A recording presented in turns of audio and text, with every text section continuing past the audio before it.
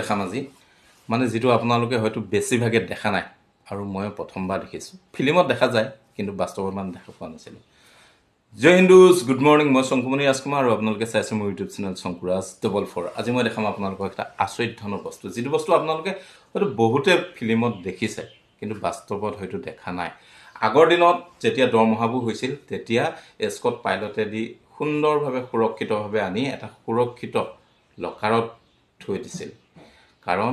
সকলোৱে কষ্টৰ ফল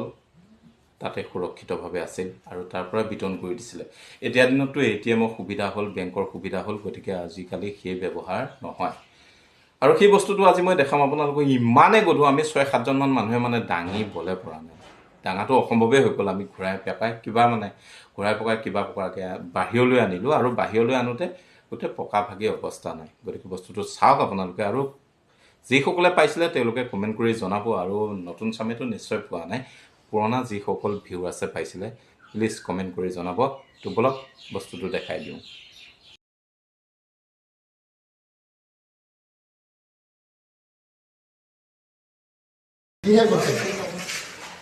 এটোতে আগৰ দিনত মানুহৰ মানে জীৱিকাটো সোমাই থাকে না এনে ভাগি গৈছে পকা ভাগি গুড়া হৈ গৈছে তেওঁ নেহিলে মালটো উঠাই লওঁ মালটো উঠাব লাগিব তেতিয়াহে আহিব এইফালৰ পৰা ঠেলিলে বেছিকৈ সোমাই লওঁ সেইটো ৱেট কিমান মান হ'ব চা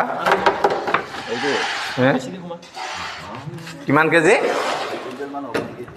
2 কুইণ্টেল বেছি হ'ব বেছি হ'ব হা ইটা আৰু এটা